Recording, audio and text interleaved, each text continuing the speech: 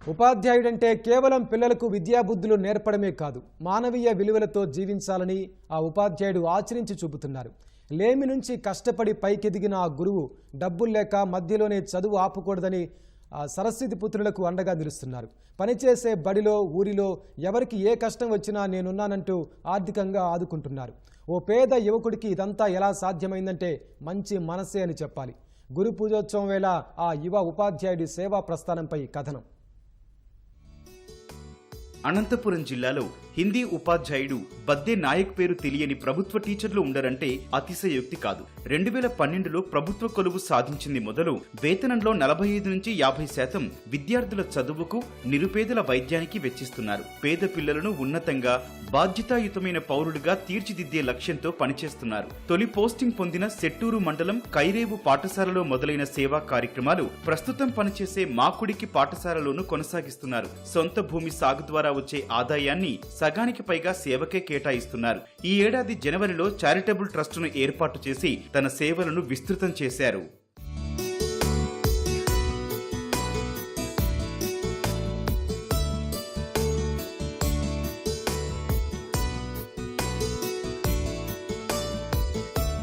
పేద కుటుంబంలో జన్మించి బాగా చదువుకునే పిల్లలు ఇంట్లో ఉన్నప్పుడు వాళ్ళు చదువుకు దూరం అవుతున్న దృశ్యాన్ని చాలా చూసాం. ఆ కుటుంబ నేపథ్యం నుంచి వచ్చాము. ఎంతో మంది మా గ్రామంలో మహిళ అనారోగ్యంతో చనిపోవడం, ఆనాడు ఆసుపత్రులు కూడా లేకపోవడం, సరైన రవాణా సౌకర్యం లేకపోవడం, వీటన్నింటిని చూసి మేము ఖచ్చితంగా మనం కూడా సమాజంలో ఏదో ఒకటి చేయాలనే ఒక సంకల్పంతో ఉద్యోగం వచ్చిన తర్వాత ఉన్న దాంట్లో ఖచ్చితంగా సమాజానికి మేము తోడ్పడుతున్నాము. కుటుంబం ఎంతో, సమాజం కూడా అంతే. అదే విధంగా చూశాను. నా కుటుంబానికి కావాల్సినంత సరిపడినంత కుటుంబానికి చేసి సమాజ శ్రేయస్సు కోసం పాటుపడుతున్నాం. విద్యా వైద్యానికి పెద్దపీట వేయడం జరిగింది. ఇన్ఫినిటీ చారిటబుల్ ట్రస్ట్ ని ఏర్పాటు చేయడం జరిగింది.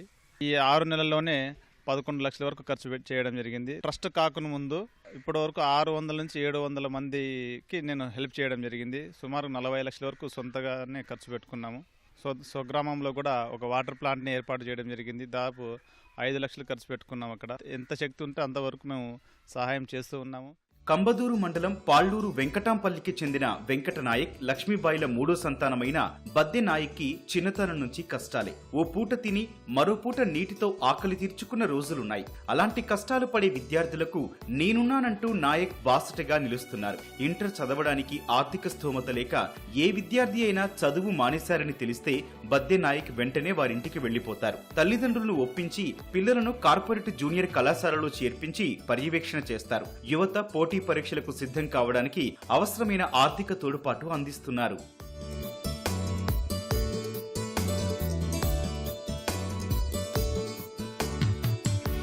ముగ్గురు పిల్లలు, నాకు భర్త లేడు, నాకు చదివించే సోంపు లేక పిల్లలు గ్రూప్ కోచింగ్ పంపించేకి బద్దే సార్ డబ్బులు పంపిస్తున్నాడు. 20,000 కట్టి కోచింగ్ పంపిస్తున్నాడు. ఇబ్బందుల్లో ఉంటే సార్ హెల్ప్ చేసి నేను పంపిస్తానమ్మని హెల్ప్ చేసినాడు. 10వ తరగతిలో మంచి మార్కులతో పాస్ అయ్యి ఇంట్లో ఉంటే నేనేం చేయాలని దిక్కు తోసిన పరిస్థితిలో ఉంటే బద్దే నాయక్ సార్ దేవునిలాగా వచ్చి నేనున్నానక్క నేను చేరుస్తానని తండ్రిలాగా నా కూతురిని తీసుకెళ్లి కాలేజ్ చూసి చేర్పించి 2 లక్షల దాకా ఖర్చు పెట్టి చదివించినాడు నా కూతురిని. అదే సార్ చాలా మాకు హెల్ప్ చేసినాడు. సార్ లాగే రోజులకి హెల్ప్ చేయాలని నా కూతురు అంటాను సార్. పేదలకు ఎవరికైనా ఆరోగ్యం బాగోలేకపోతే వైద్యానికి అవసరమైన ఖర్చును నాయక్ భరిస్తారు. అభాగ్యులకు కార్పొరేట్ వైద్యం అందేలా చేస్తారు. ఇలా 600 మందికి పైగా బద్దె నాయక్ సహాయం చేశారు. కైరేవులలో సొంత ఖర్చుతో శుద్ధ జల ప్లాంటును ఏర్పాటు చేశారు.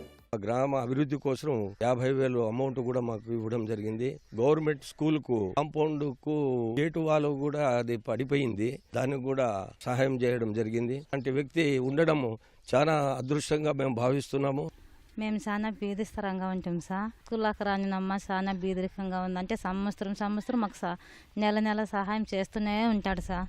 నాయక్ లాంటి ఉపాధ్యాయుడు తమ పాఠశాలలో పనిచేయడం గర్వంగా ఉందని మాకుడికి ఉన్నత పాఠశాల ఉపాధ్యాయులు అంటున్నారు. మదర్ తెరీసాను ఆదర్శంగా తీసుకొని పేద పిల్లలకు కానీ వైద్యపరంగా ఇబ్బంది పడుతున్నటువంటి చాలా మంది పిల్లలకు చాలా మందికి ఈయన సహాయం చేస్తున్నాడు. నిజంగా అలాంటి వ్యక్తి మాలో ఉండడము గర్వకారణంగా ఉంది. విద్యాబుద్ధులు నేర్పించడానికి అనేక కాలేజీల్లో కూడా సీట్లు తెప్పించి చదివిస్తున్నాడు. అది ఒక్క నెలతోనే, ఒక్క సంవత్సరమే కాకుండా నిరంతరం కొనసాగిస్తున్నాడు. ఇది చాలా కష్టమైన పని. ఎందుకంటే వచ్చిన ఆదాయాన్ని అంతా కూడా వారి కొరకు ఖర్చు చేయడం అనేటువంటిది చాలా ఇతరులకు స్ఫూర్తిదాయకంగా ఉంది అని చెప్పవచ్చు.